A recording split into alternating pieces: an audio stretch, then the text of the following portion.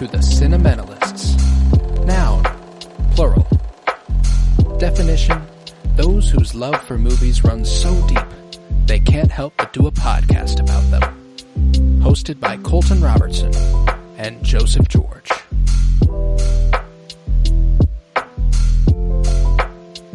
Hello everybody and welcome in to the Cinementalists. Today we continue our sci-fi month with Pacific Rim. It was released on July 12th, 2013. It was written for the screen by Travis Beacham and Guillermo Del Toro, directed by Guillermo Del Toro. I am Colton Robertson. I'm joined by Joseph George. What's up, homie? Oh, what up, what up? Always a pleasure to be here. Oh, and it is always a pleasure to have you.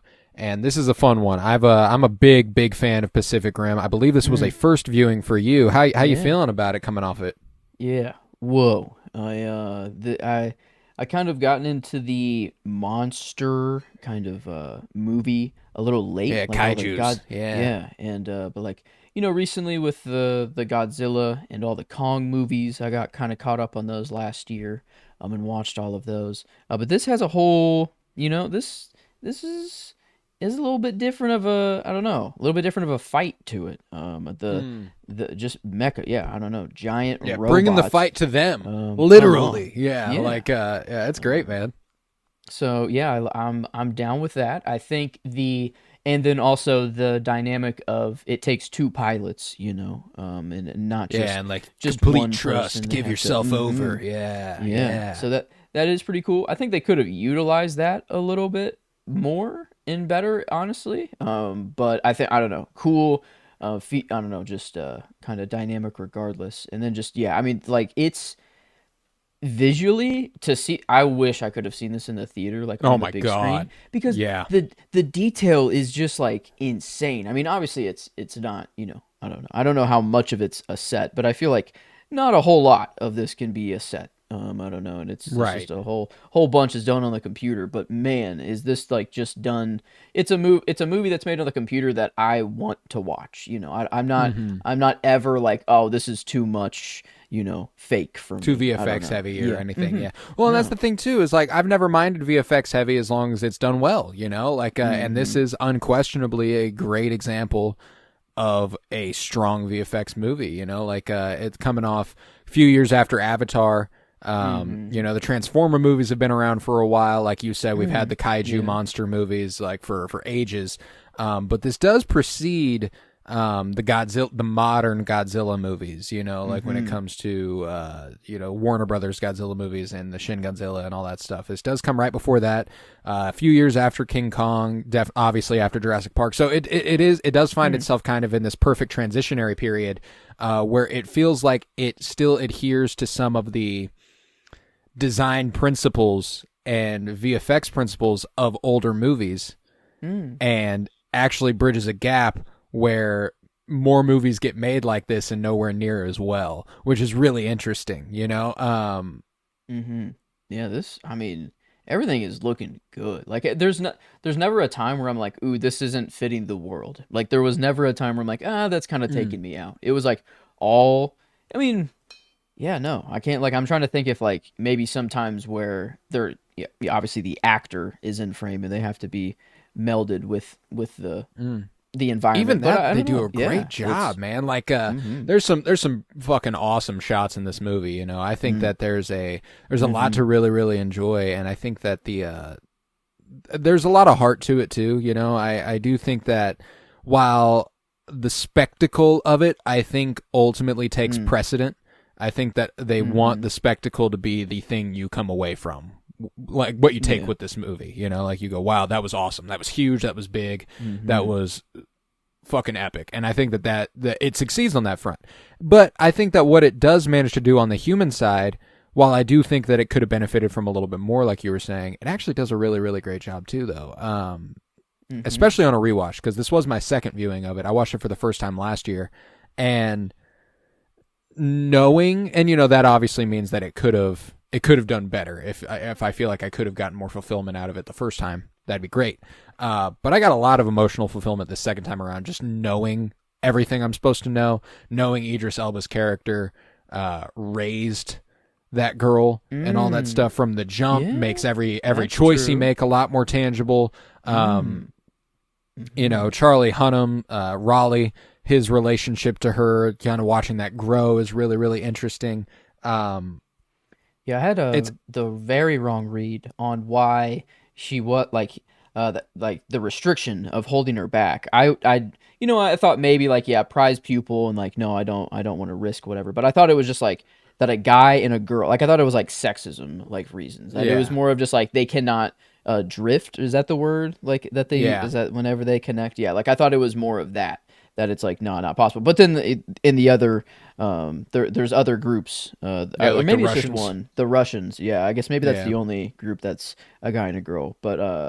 But that was the read I had, at least on it first, like very early on. And then I'm like, oh no, he actually, like, he cares for her. It's not like, not just because of that. But that would be nice to know, I guess, like rewatching and knowing that from the jump. And because I don't want to say that like there wasn't like the human, or like that they could have done more with certain things, and like could sound a little negative. But I think it was just like this, they weren't really concerned with diving too deep into like certain characters. It was just kind of the bigger strokes that was more important here, like the bigger fight that was going on. Like it has the revolutionary spirit there of like everyone working together, I don't know, like rising up against this power that seems insurmountable and all that stuff. And good, perfect. Just I mean, they don't really fully explain the like how these monsters, like the intelligence of them, or like, but it seems like they like they're slowly evolving, and like they're, I don't know, like this is like how they say it is, that was just wave one here, now here comes the true extinction event. And I thought at first that Idris Elba was gonna like have both, and he was gonna dominate my performance and character, but I think I gotta give Charlie Day a nod for the character. Like his character was just so fucking good. Like he just like, he brought a whole just different vibe to the movie completely, and then actually like ended up being pretty crucial, like at the end. I don't know, very like, important. And I thought he was just going to be like complete comedic relief the whole time, and just be Charlie Day. I don't know, I think just the guy he plays is just hilarious, and I can't look at that guy I don't know, Always Sunny in Philadelphia is just ingrained. I don't know. Oh, dude, it's incredible. I love me some Charlie Day. I have ever since Horrible Bosses, when I watched that when I was younger, and just ever since I've just been taken with Charlie Day. And it's so funny. I've talked about this before, I think specifically with our Challengers podcast.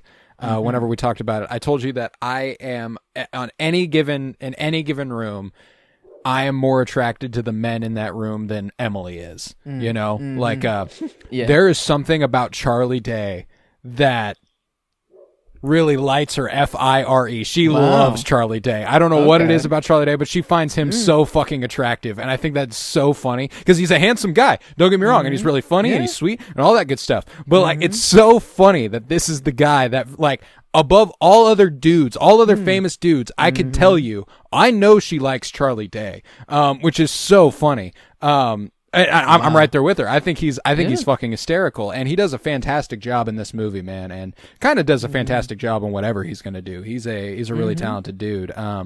You ever seen that video of him singing "Creep" by Radiohead? No, I haven't. Dude can sing too. Yeah, dude can go. It's pretty impressive.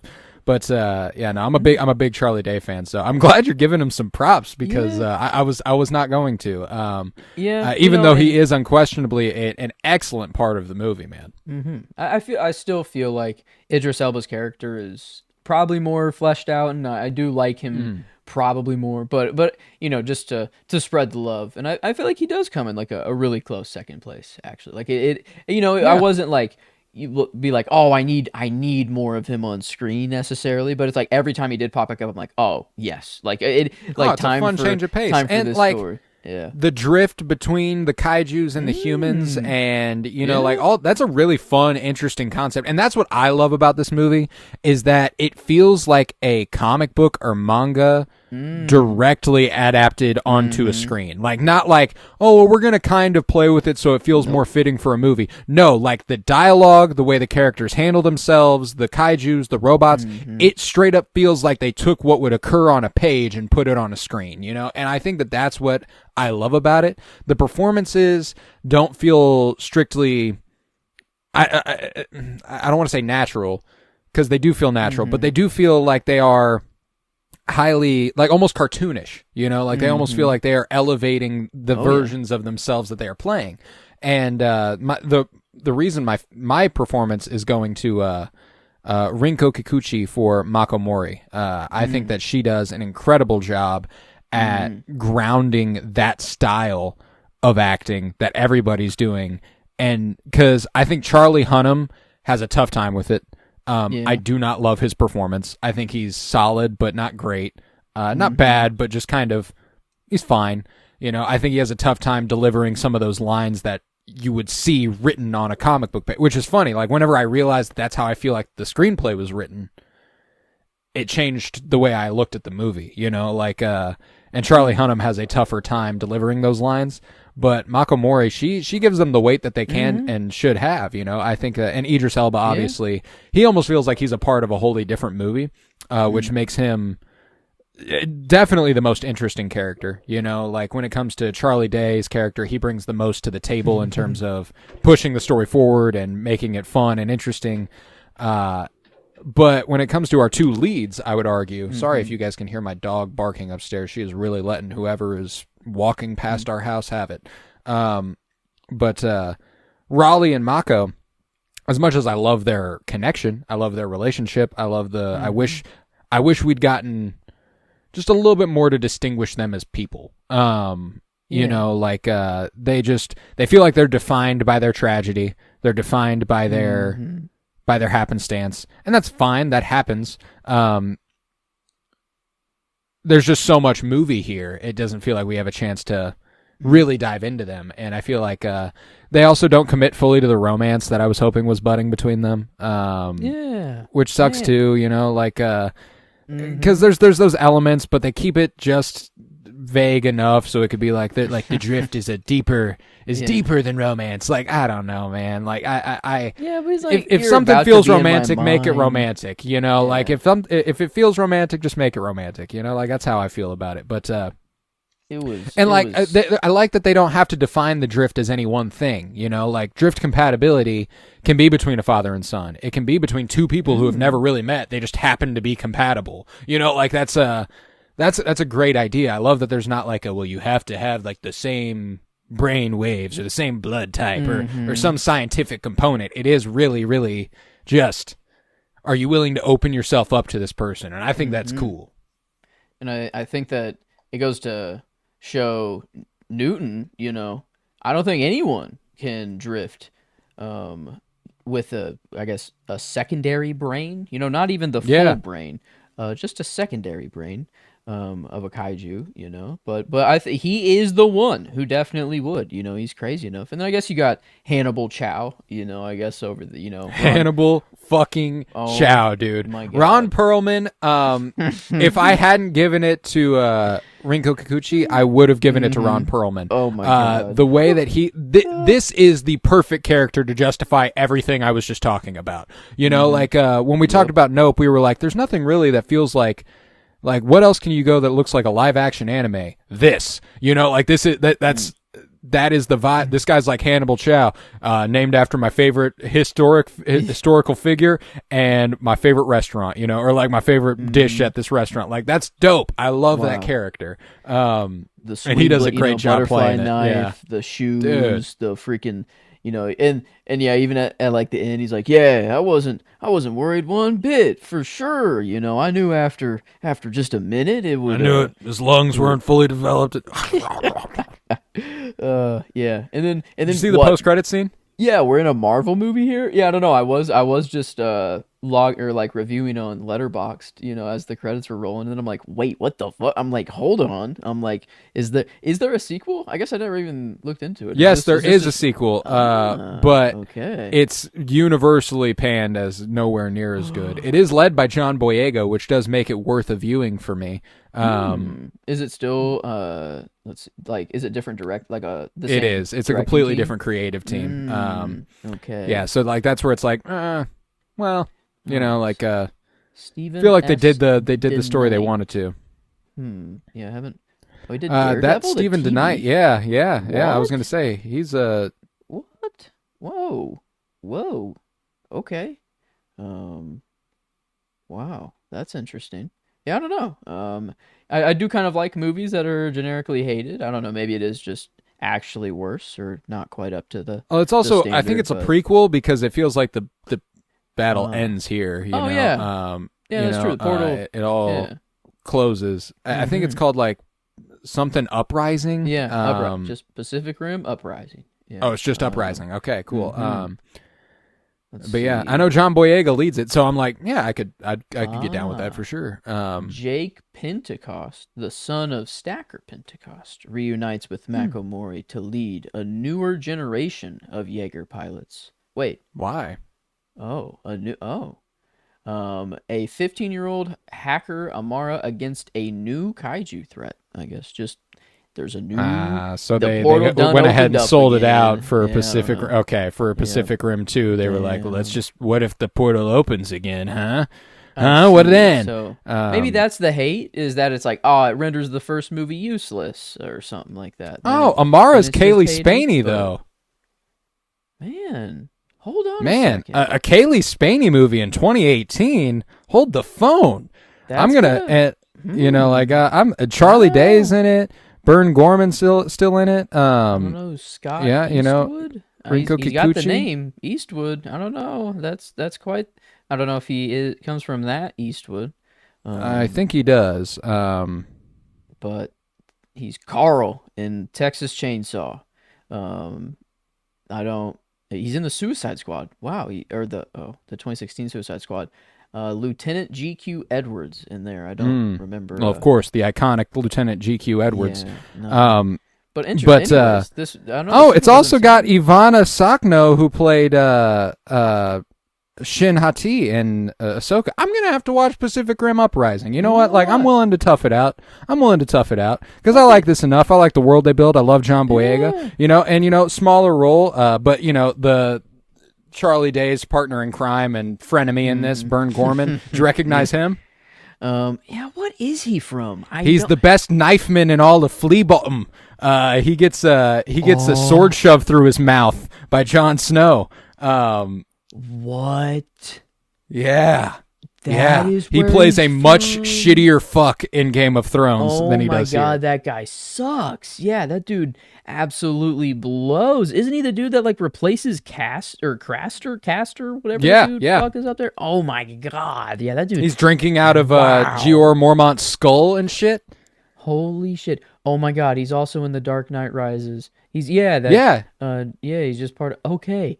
Wow, okay. But that's awesome. Definitely Game of Thrones was where I was thinking. Yeah, or for maybe sure. thinking I was of like, him. yeah, Wow, and that's it's him? what makes his performance pretty great. Like the way he's playing it all up. Let's do this shit. Let us proceed with doing this. His whole thing is ridiculous, and I love it. But I calculated 3 kaijus to come through. Yeah. You see, it can't be correct. It's wonderful, and that's why I love how heightened it is. I think that it's absolutely ridiculous. And it's just so much fun, dude. We had AI, artificial intelligence, last week, which is deeply fulfilling. A lot of philosophical quandary. A lot of, it'll make you think a little hard. And that's probably my favorite kind of sci-fi movie. Mm-hmm. But on the other side of it, when you can just fucking big monster fight big robot, let's fucking roll. I'm in, nice. dude. I'm gonna have fun. And like I said, as much as I wish they might have done a little bit more with the human stuff, I still think they do plenty. Because my favorite character is Idris Elba's. just far and away the most interesting, especially on a rewatch, knowing where all of his motivations are coming from, knowing that his time is limited, his days are numbered, he's got he's radiated out the ass, and that speech he gives, bro. Oh my God, does he go in? He definitely delivers my favorite line of the movie. Also, whenever he says, "Today we are canceling the apocalypse." That's so fucking dope, dude. Yep, that is so dope. Canceling. That's correct. That's a I don't know. That is just a crazy word to use, but it I don't know, it did hype everyone up. Everyone was behind that one. Yeah, no, he got my performance. I do love every time he pops up in a movie. And yeah, it was so good, man. Yeah, just every time he was on screen I was never worried. It was like, okay, like this one is of the most bizarre filmographies by any working actor. Idris Elba. Like, this dude has done as much brilliant, fantastic stuff as he's done complete and utter fucking shitters. Like, the dichotomy in his filmography is astounding. Like, he was in The Wire, and he was in Thor: The Dark World, and he was in this, and he was in some movie with Matthew McConaughey called like The Dark Tower or some shit. Like, there's he was in Prometheus. Fucking love Prometheus. Like, there's just all sorts of stuff he's done where it's just like, I'm pretty sure he was in Ghost Rider 2, Spirit of Vengeance. Like, Eesh, bad look. Yeah, that's worst movie I've ever seen in my life. Not a good look. I say that with certainty. But yeah, no, like, that's why, like, I love that he's willing to kind of do whatever, and he's always good in whatever he's doing. Like, he's never like, he's not afraid to take a check. No, not at all, and he's willing to do what he has to do for that check. Like, he puts it on the line, and I'll give it to him. There's he's a different kind of same in every role kind of guy. Like, there. I don't know what it is about him, but he has the same presence. He might not be playing precisely the same character, but just the way he carries himself never really varies. He's always that strong, dependable dude. It's always wise, it seems. Always a little more, always more strong. You just in every man, but heightened. He can just be any guy, but he's always above him. He's never average though. But he is kind of this everyman kind of guy. But he always, has something. Yeah, he definitely he's relatable. He's relatable, but he's better than you. That's kind of how Idris Elba carries himself. Like, he's like, oh man, I feel like I could get down with you, but I'm also going to be intimidated the whole time because for some reason I feel like you're smarter and better than me. I don't know how to quantify that. They were the military or government or whatever before, and he was like taking orders, whatever. But then when they were the resistance, yeah, they were like, oh, they're shutting us down. We've got only the resources we have. Yep. We got to make the best of it. Like, that's hard. I love that. And still, people still are taking orders from him, though. It's like, it is the resistance, and they don't have to anymore. But people are like, well, who else is it gonna be? It's like, who else are we gonna listen to? And even like, is it Riley or Ray? I don't know this. Just Riley. I'm calling him Raleigh because Raleigh. That's the capital of North Carolina, and it's spelled that way. Him and his brother have some goofy ass names. Man, and did they look alike too? Were they supposed to be just twins? Was it like the same actor? Was that actually a no? That was two different guys. Yeah, that was Raleigh and Yancey. Diego Klattenhoff. Wow, I actually knew him.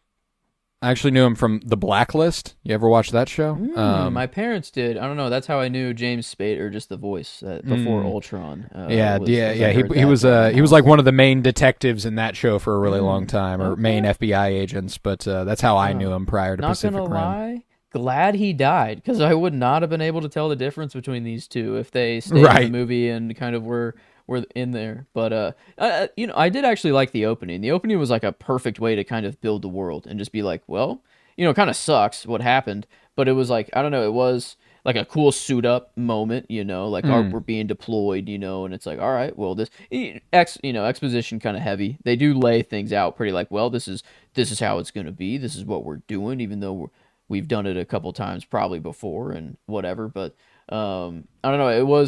I did really like the, just, I wonder how long it was. Probably like 15 minutes, maybe 10 minutes. I don't know. Maybe not even that long. But then whenever like it just cut to the title card, I was just like, okay. I'm like, okay, like this is what I'm getting into. You know? Whenever like, he walks on the beach and collapses there and stuff, and he gets out, like, yeah, that shit's hard. That shit's hard, man. That's like generally that's how the movie carries. It's just dope. I think that's and it knows it is too, which is also super cool. I think that the world building is super exciting. I think that the future they exist in 2020, funny enough, is outstanding. It's always bizarre watching a movie set in the future that is now the past, and this wasn't even set that far in the future when it was made. It was made in 2013. And was like, there's been 7 years of kaiju war. This is what 2020 looks like. And I'm like, no, it's not. Is this 2013? Is this the year we did the first like hadron collider experiment? It might have actually thought we were opening up a portal. I wonder when that was. But I don't know. That is kind of like. If they were like, this is the end of the world is coming. I guess it was like 2008. I guess were things, but 2013 or 2015. I don't know why it sounds like a familiar year for something like that to happen. In that vein, but yeah, this it is an interesting threat, you know, of just there's a portal in the bottom of the ocean or whatever. And or was that fully known from the start, or was it just there's monsters attacking and we don't know really why? Yeah, they didn't know why until it became a recurring thing, and they were like, "Well, we got to figure this shit out, man. This is just terrible." Like it even got everyone to come together. They're like, "Fuck." We're like, "All right, we gotta do something, guys." And then it was. Can you believe this wasn't nominated for best VFX? What? What else in 2013? I guess they got Iron Man 3. Okay. Good stuff. The winner was Gravity, the Sandra Bullock movie where she's trapped in space. Good stuff. Star Trek Into Darkness. The Hobbit, one of the Hobbit movies. And The Lone Ranger, which I got to question that one. I can't imagine that was that much better than this. These VFX were nuts. Unbelievable. These had computers on fire. It felt like this would be, oh my God, to render these shots. It feel like, and just the level of like, I loved the literal suits that they like got in, like the real physical suits that they built for them. But then just, it was like Transformers, but honestly on steroids with how many parts like made up. I don't know. It felt like in Transformers, it is kind of crazy, and there is like a lot of detail in there. But this was like, I don't know. The camera placement, I think, is better here than Transformers. Like the scale of these robots looks so much better than in Transformers.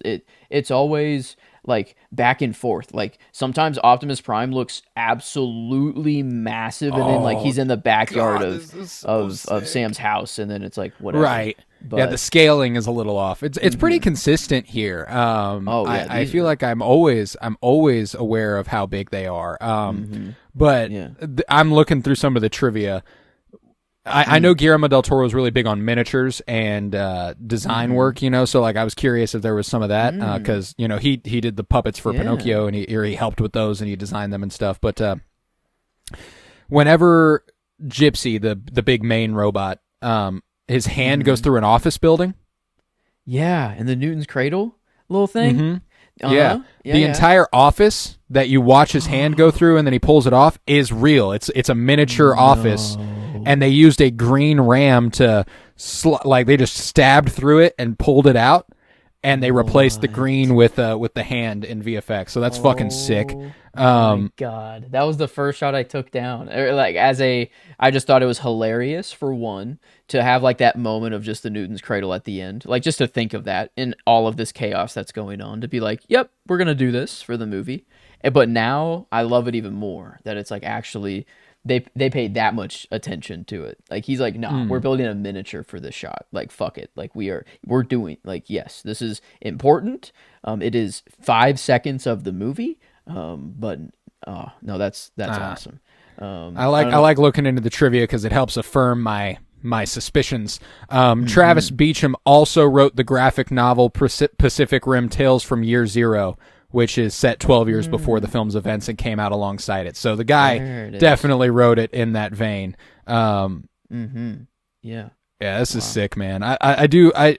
I'm just I'm a sucker for this sort of thing. I think that, and this is one of the, like, when it comes to the modern Godzilla, King Kong, all those sorts of movies, you know, like, I haven't watched Skull Island in a while. I remember thinking it was really good. I remember liking it a lot. I mean, obviously Godzilla -1 is a different animal.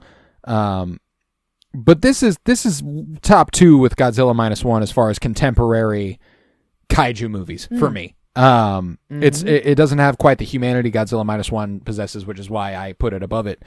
But damn, the scale of it and the just awe is too fucking cool to not adore, you know? Yeah, I'm with you there with Godzilla -1. That's kind of in a different league, but yeah, with like Kong X Godzilla, you know, even with the pyramids and this anti-gravity shit and a new, you know, all of that's cooking for me. I'm taking Pacific Rim over that any day. And yeah, even the older, the better kind of Kong movies, like Skull Island, like the 05, really like, but yeah, that's it kind of different. I don't know. This movie is one that is like, it is kind of for the spectacle. This isn't trying to win the award for, you know, the best screenplay or anything. No, this is for VFX, which is crazy that it didn't get nominated for VFX. But like that's what they're going. Yeah, that's what they're going for. And they, like, as far as action sequences and like actually keeping them unique every time, they aren't the same thing. Like, even though they're fighting the literal same monsters basically over and over, or they're all, you know, similar DNA, but I guess they have different traits to them. But like, they always bring out some new, like, like, you always have this like, oh fuck, that was cool moment of the fight. And I feel like one shot that I was thinking of is whenever the sword's revealed in the upper atmosphere, and they just slice as they're just up in the sky. Yeah, and like the way it like waves out and bends and then like straightens, dude, so sick. Yeah, that sword and empty the clip. Yeah. And then whenever he's like, I just want to check for a pulse. Yeah, no pulse. Last Sick. time they thought one was dead, they I don't know. It didn't end well for them. He lost his brother at the whenever end it gets tossed and it like crashes through a bridge and then through like an electrical plant there, like, dude, I am really blown away at how good it looks and how much it holds up. I think that there's this is one of those movies that lends credence to the argument that maybe VFX reached its kind of pinnacle a little over 15 years ago, whenever everything wasn't supposed to be hyper real, you know, like, but that made it elevated, it heightened it, it made it more impressive. I don't know. Yeah, it is this weird, like, I know it's fake, but at the same time, it looks just so like, I don't know, it does look photoreal at the same time, but it's not this modern look where they're trying to go for, like, as photoreal as possible. Like, I don't know, like, that's all that matters. We need to build the simulation, basically, in movie form. But, yeah, no, it has its look, and it never strays away from its look. It's always in this world, and yeah, I always love I used to watch those YouTube videos of like how much destruction was caused during this movie, and totaling up the cost. And like, I never watched this one because I don't know, this is my first time watching Pacific Rim, but I gotta think that this has to be up there with like most of all time. This is they are. It's gotta be. Well, and there are like cities leveled that we obviously never actually watched the Kaijus destroy a city. We just hear that they've done it, which is cool. I think that, but yeah, it is wild whenever, because I've been reading a lot more comics again lately, and I've been reading Fantastic Four particularly because the trailer a few months ago got me real excited, or a month ago or whatever, got me real excited, so I've been diving in there. And there's an arc wherever they're being like sued by all sorts of people over damages they've caused. Yeah. You know, like they've been fighting this person and the thing picked up a car and threw it. That car had been paid off. That was their only vehicle. After that, things went downhill for them. You know, like they didn't know they were ruining a life, but they ruined a life. You know, like that's a so like it's cool to watch something where they are like the people love them. Like they show that like the people want the Jaegers out there. They want them protecting them because without them, it's certain doom. Yeah, what I was think the that's backup sick. plan? What was the secret society or the government's being like, no, we're shutting you down. They're obsolete. What was their plan? They didn't have a replacement plan. The wall. That oh my god, that was actually I thought that was just something that they were doing already. I thought that was just kind of like, yeah, every city builds a wall now. It's like, but then no, you're right, because then one just walks right through it and they're like, wait, this is pointless. And I guess like, yeah, that probably would have happened before. Like this probably isn't like they haven't built many walls and this is the first one a kaiju decides to finally go through. But yeah, that was oh man, that's crazy. You just walked right through the thing. What the fuck are we doing this for? You know, I love the whole crowd side of things whenever people get involved. Yeah, I loved the good news and bad news. Bad news, 2 people died or 3 people died on top of the wall yesterday. Good news, I got 3 job openings top of the wall. Fucking brutal. Damn. Yeah, that's. I mean, we build just dams, and people just fell in. Like apparently it was common, and they were just like, well, nothing you can do. They're dead, and that's just that's unbelievable. A fact of just. I don't know. I never thought of just construction. Building a building would be just so dangerous. But, this, I don't know. I wish maybe a little more of like every other person of like, it felt like they were just kind of all working on the robots or together, you know?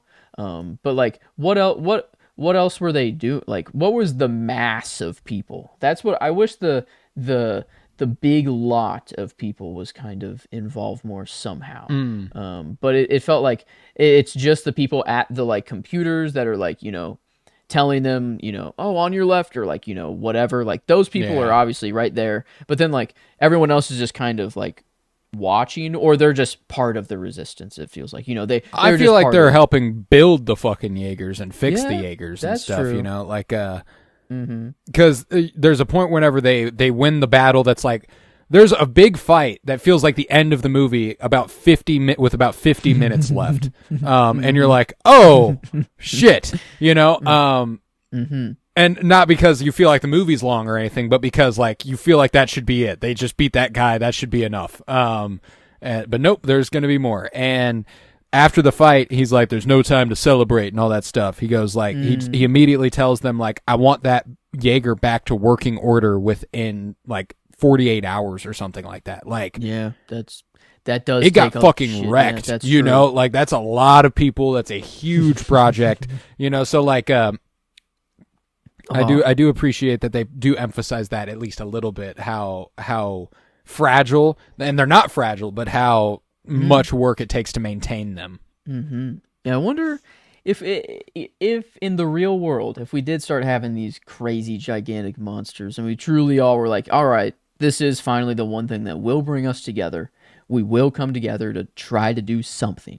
If we would just get down, like if we would eventually get to just giant robots, and that is how we fight them. I wonder. I was watching it with Emily, and Emily said, "This is the best idea they could come up with to fight the monsters."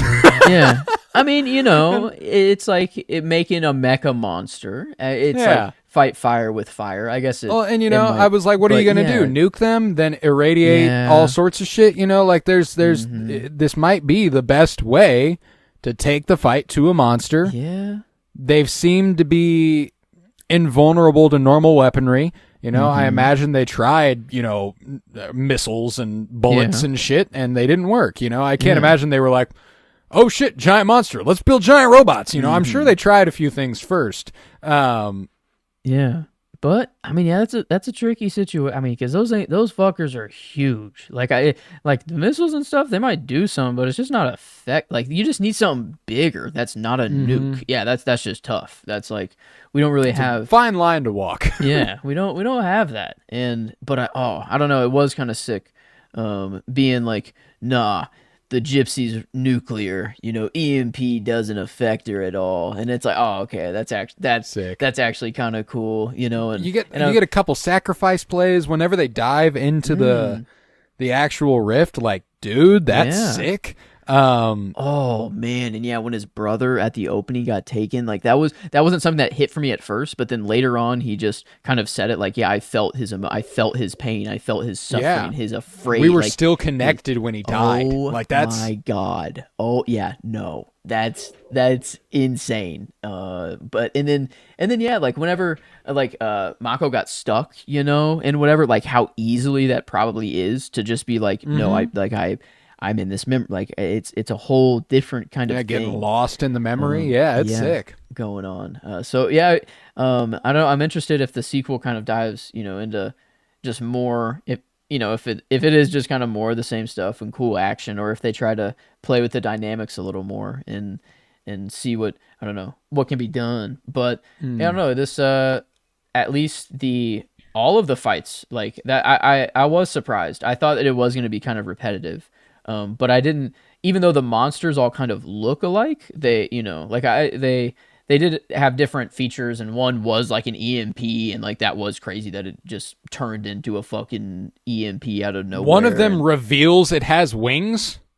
Oh, true. It just started flying. Yeah, It like flung its arms out, and all of a sudden it had wings, and it picks up the robot and flies. Like, that's sick. True. And I know I've abused that word. Yeah.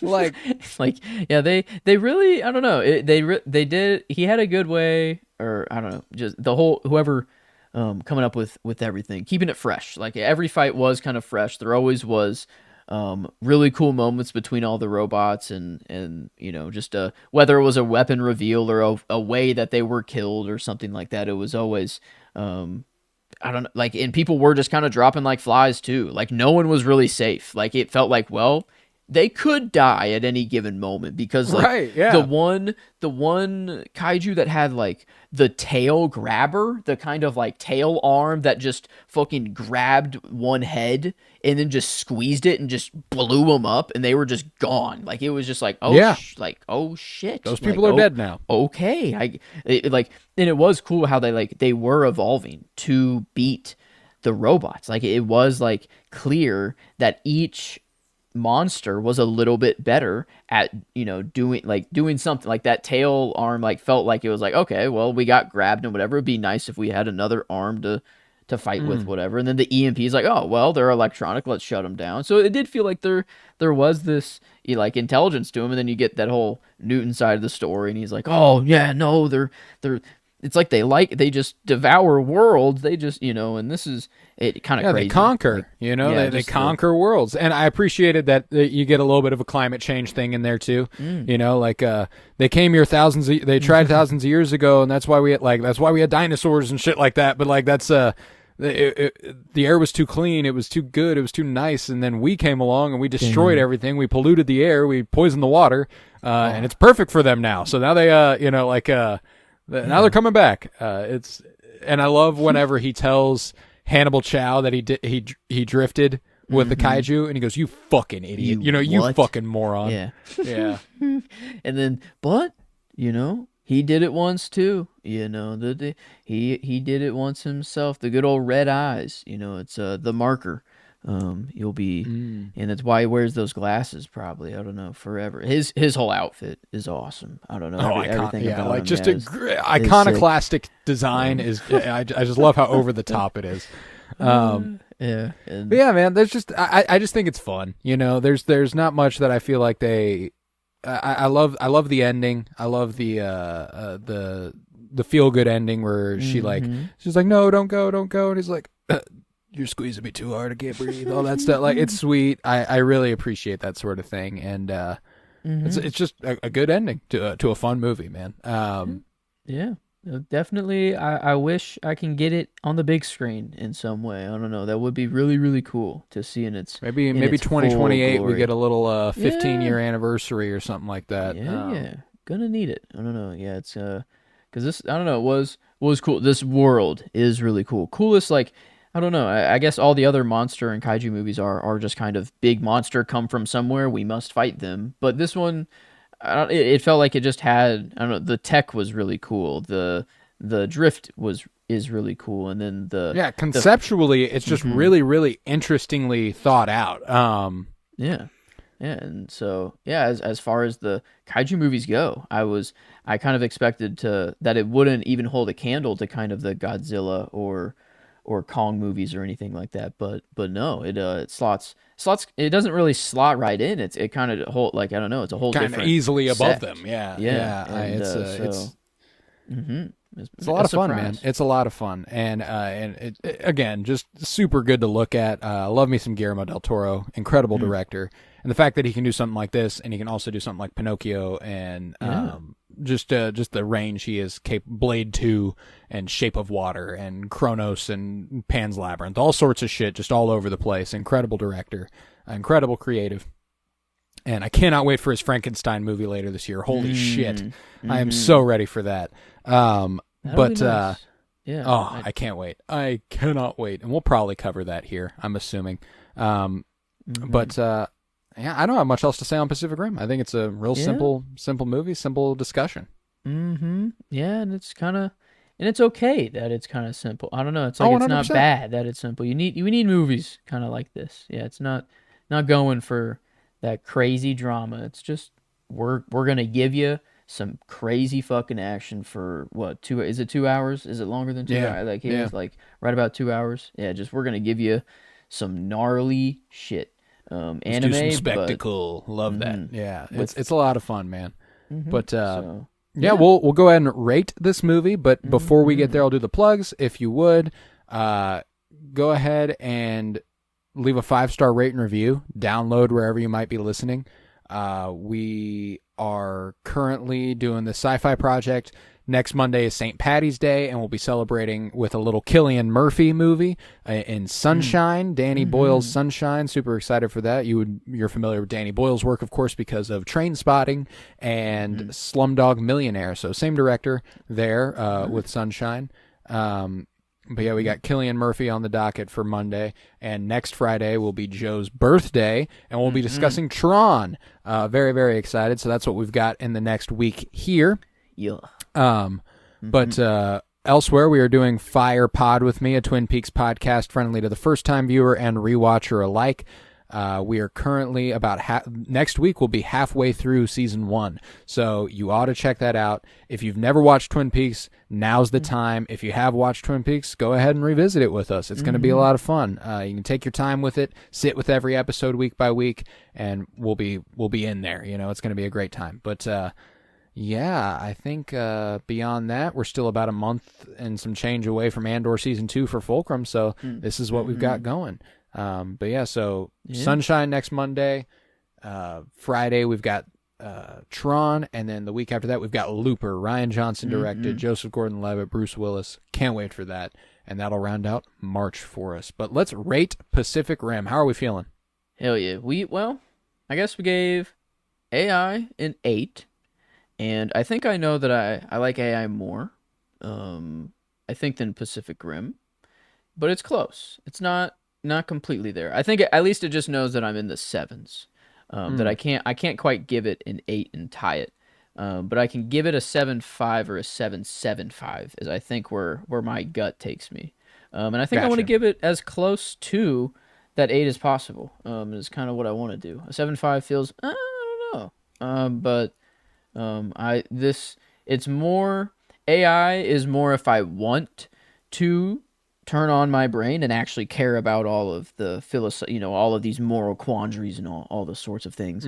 But if I just want something to just I want to just relax and watch some badass robots killing some aliens and humans coming out on top at the end.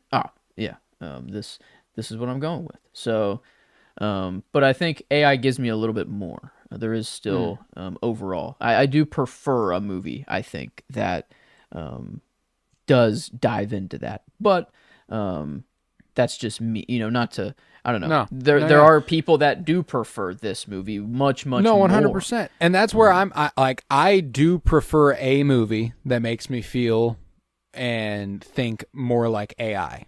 Mm-hmm. But I don't prefer that movie to this movie. Okay. Like generally the type of movie, yes. But I think Pacific Rim has such a singular motivation. It feels much more cohesive to me.